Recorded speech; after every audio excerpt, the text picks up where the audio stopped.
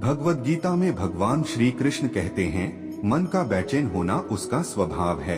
हमारे मन को लगता है कि अगर वह अलग अलग बातों के बारे में सोचता रहेगा तो हमें आने वाली हर मुश्किल और मुसीबत से बचा लेगा, पर ऐसा होता नहीं है। हम अपने जीवन का काफी अधिक समय सोच विचार करके परेशान होने में निकाल देते हैं। भगवान श्री कृष्ण कहते हैं कि मन का यह स्वभाव बदलना मुश्किल जरूर है, असंभव नहीं। अच्छा, अब आप एक बात बताइए, क्या आप कौए को कह सकते हैं कि वो काम व काम की आवाज ना करे, या फिर क्या आप किसी मेंढक को कह सकते हैं कि वह पानी देखते ही ऊंची छलांग ना मारे? हमारे मन का भी कुछ ऐसा ही है। जीवन में कुछ भी होता है, अच्छा या बुरा, हमारा मन उस पर काम व काम करने लगता है। काम व काम से मेरा मतलब है चिंता करना, व्याकुल होना। कोई बुरी बात होती भी नहीं है और मन परेशानी की ऊंची ऊंची लपटें लेने लगता है। कभी कभी तो मुझे ऐसा लगता है कि हम में से कई लोग सिर्फ परेशान होने के लिए जीते हैं। सारी परेशानी, पीड़ा, दुविधा अक्सर हमारी मन की बनाई हुई कहानियां होती हैं। भगवान श्री कृष्ण हमें हमारे मन को शांत और स्थिर करने के लिए दो उपाय देते हैं। पहला, ध्यान लगाना या मेडिटेट करना। दूसरा, वैराग्य भाव सीखना।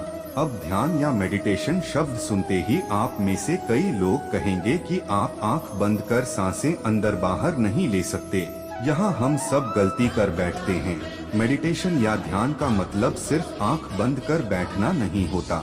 मेडिटेशन का मतलब होता है अपना पूरा ध्यान किसी चीज पर लगाना और उसे हटने नहीं देना। अगर आप रोटी बना रही हैं, तो सिर्फ उस बात पर ध्यान दीजिए। अगर आप पिक्चर देख रहे हैं, तो अपना पूरा ध्यान पिक्चर पर लगाएं। यह मत सोचिए कि पिक्चर देखकर आप अपना कितना वक्त बर्बाद कर रहे हैं।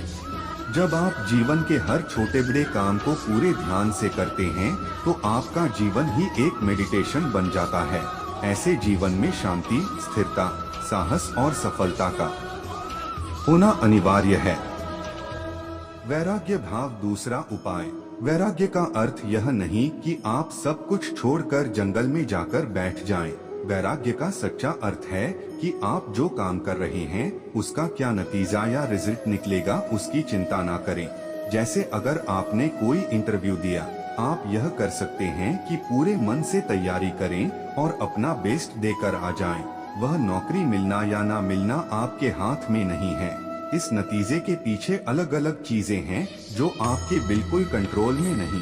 तो जिस चीज के बारे में आप कुछ कर नहीं सकते, उसके बारे में चिंता भी ना करें। यही वैराग्य का सच्चा मतलब होता है और यही है भगवान श्री कृष्ण का दूसरा उपाय मन को चिंता की लपटों से बचाने का। याद रखिए, आप पूरे के पूरे इंसान हैं। समझदारी, संयम और कुशलता से भरे इंसान। आपका मन जब भी कौए की तरह अलग अलग बातों पर आपको परेशान करने लगे, तब अपने मन को भी प्यार से समझाइए और शांत कर लीजिए। बस अपने ऊपर विश्वास रखिए कि आप कभी अपना बुरा नहीं होने देंगे।